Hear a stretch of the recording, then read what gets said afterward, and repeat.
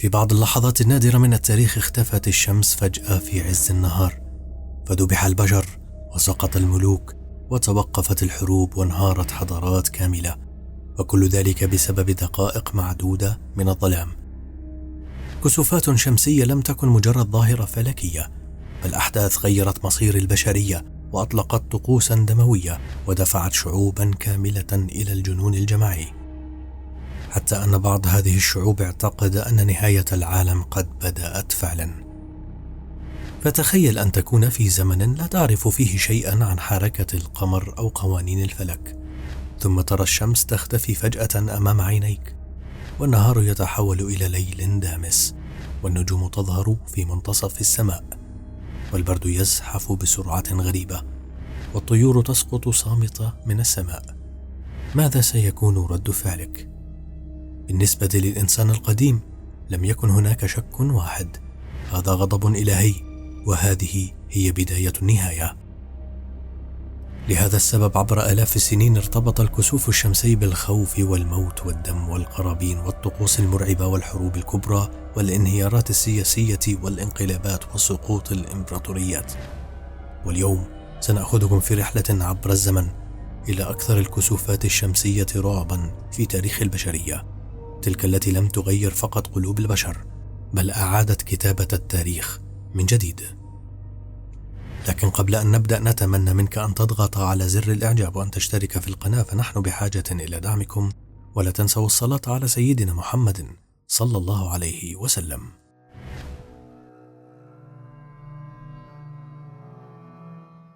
قبل أن نغوص في الأحداث علينا أن نفهم حقيقة واحدة أساسية: في الحضارات القديمة لم تكن الشمس مجرد جرم سماوي عادي، بل كانت إلها حيا. في مصر القديمة كانت الشمس هي الإله رع، مصدر الخلق والحياة. في حضارة الأزتك كانت الشمس محاربا سماويا يحتاج إلى الدم ليستمر. في الصين كانت رمزا للإمبراطور وسلطته الإلهية. وفي بلاد الرافدين كانت عين الآلهة التي تراقب الأرض. لذلك عندما تختفي الشمس فجأة، فهذا يعني عندهم أن الآلهة غاضبة، أو أن وحشا سماويا يلتهمها، أو أن النظام الكوني كله قد انهار. ومن هنا بدأ الرعب.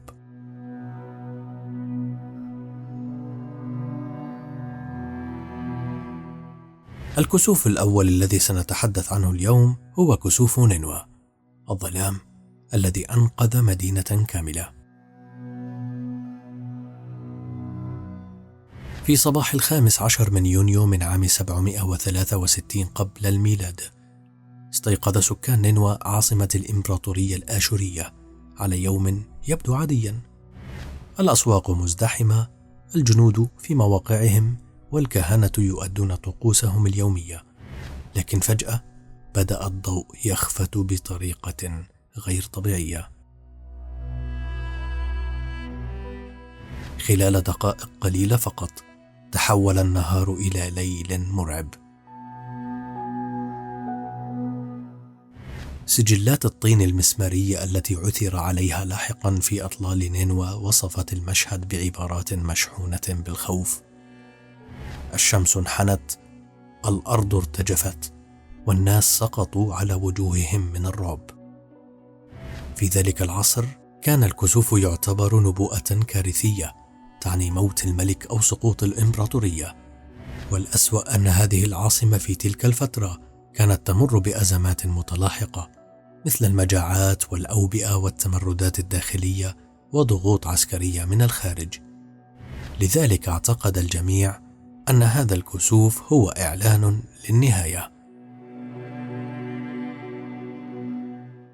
انتشرت حالة من الهستيريا الجماعية، وخرج الناس إلى الشوارع يصرخون ويتضرعون، وامتلأت المعابد بالقرابين.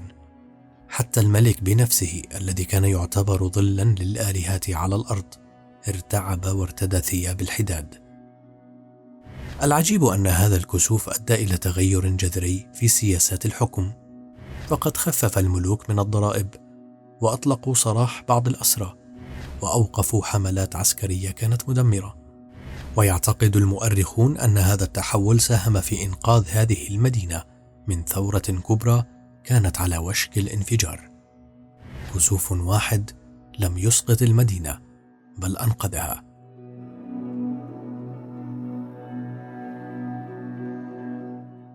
طقس الملك البديل عندما يقتل إنسان لإنقاذ العرش. في بابل وآشور بلغ الخوف من الكسوف درجة مرعبة، فقد كان الاعتقاد السائد أن الشمس تطالب برأس الملك بنفسه. ولتجنب هذه النهاية ابتكر الكهنة طقسا غريبا ودمويا يعرف باسم طقس الملك البديل. عند حدوث كسوف أو توقع كسوف يتم اختيار رجل عادي من عامة الشعب، قد يكون سجينا أو عبدا أو حتى إنسانا بسيطا لا ذنب له. يتم تغسيل هذا الشخص وتطيبه وإلباسه بملابس فاخرة، ثم يجلس على العرش ويلقب رسميا بالملك. خلال أيام أو أسابيع يعيش هذا الرجل حياة ملك حقيقية، يأكل أفضل الطعام وينام في القصور ويخدمه العبيد، بينما الملك الحقيقي يختفي تماما، يختبئ.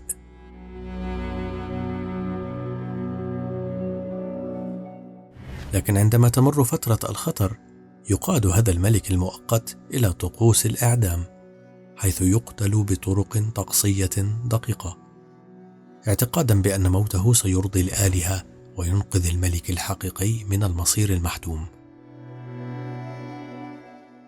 فهذا الرجل كان يعلم أنه يعيش أيامه الأخيرة، لكنه لا يملك خيارا سوى قبول المصير. إنه أحد أكثر الطقوس رعبا في تاريخ البشرية، وكل ذلك لأن الشمس اختفت لبضع دقائق.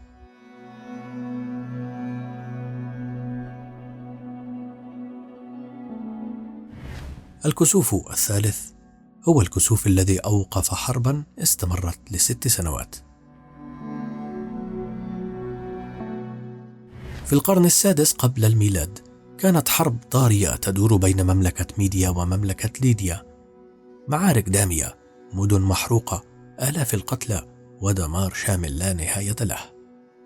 وفي أحد أيام القتال الحاسم، بينما كانت الجيوش تتواجه في معركة مصيرية، بدأت السماء تظلم فجأة. اختفت الشمس في مشهد غير مسبوق.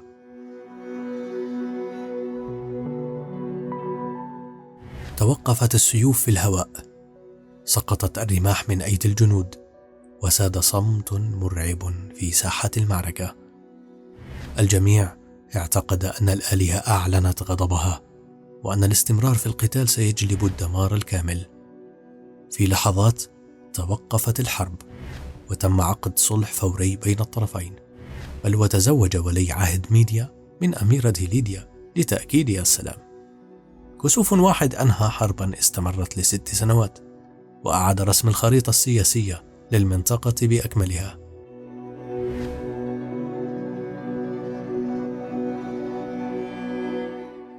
الكسوف الرابع، الكسوف الذي حدث في حضارة الأزتك عندما كانت الشمس تشرب الدم.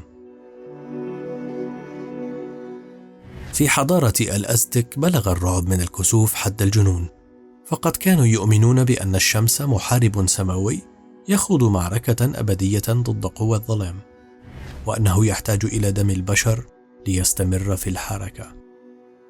عندما يحدث الكسوف كانوا يعتقدون أن وحشا كونيا بدأ يلتهم الشمس، وأن الطريقة الوحيدة لإنقاذها هي تقديم القرابين البشرية الفورية.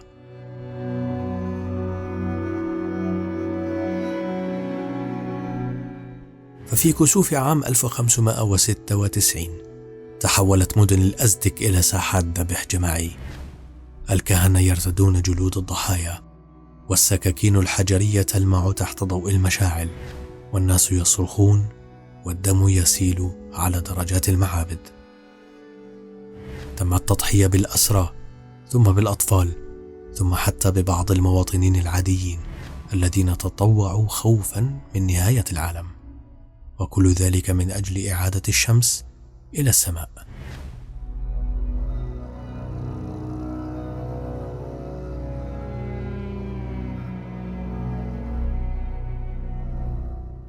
الكسوف في حضارة المايا، نزيف الملوك من أجل بقاء الكون. حضارة المايا كانت من أدق الحضارات في علم الفلك، كانوا قادرين على التنبؤ بالكسوفات بدقة مذهلة، لكن رغم ذلك لم يمنعهم العلم من الخوف، فبالنسبة لهم كان الكسوف علامة على خلل في النظام الكوني، تهديد مباشر لتوازن الوجود. فعند حدوث الكسوف كان الملوك بأنفسهم يقيمون طقوسا قاسية، يقومون فيها بجرح ألسنتهم وأجسادهم بأدوات حادة ليسيل دمهم قربانا للآلهة. كانوا يعتقدون أن دم الملك هو أغلى قربان، وأن نزيفه يعيد التوازن للكون.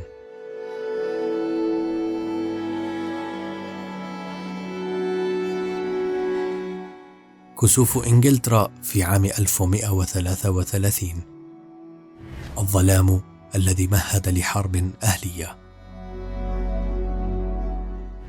في 2 أغسطس من عام 1133 غرقت إنجلترا في ظلام مفاجئ. المؤرخون وصفوا السماء بأنها تحولت إلى سواد دامس لم تشهد البلاد مثله من قبل. الناس خرجوا مذعورين إلى الشوارع، الكنائس امتلأت بالصراخ والدعاء، والكهنة أعلنوا أن غضب الرب قد حل على البلاد. بعد هذا الكسوف بفترة قصيرة غادر الملك هنري الأول إنجلترا، ثم توفي لتدخل البلاد في واحدة من أسوأ فترات الفوضى والحرب الأهلية في تاريخها، عرفت باسم عصر الفوضى الكبرى. هذا الكسوف لم يكن السبب المباشر، لكنه أشعل الرعب الذي فجر الانهيار السياسي.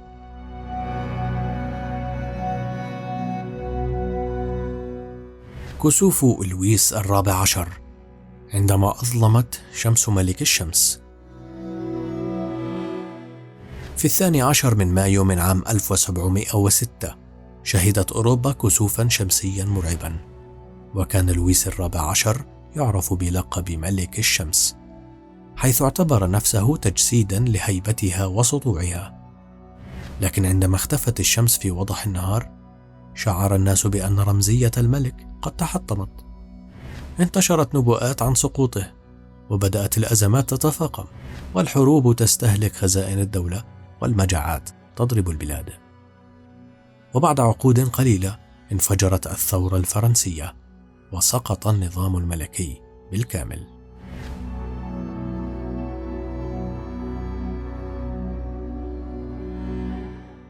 كسوف الصين، الكسوف الذي يعدم بسببه العلماء.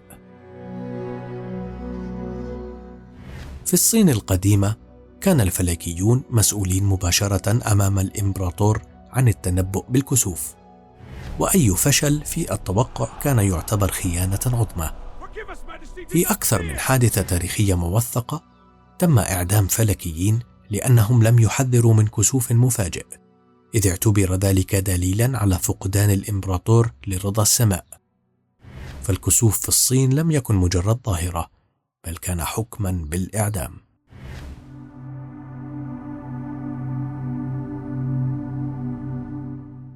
اليوم ولله الحمد نعرف أن الكسوف يحدث عندما يمر القمر بين الأرض والشمس فيغطي قرصها مؤقتا.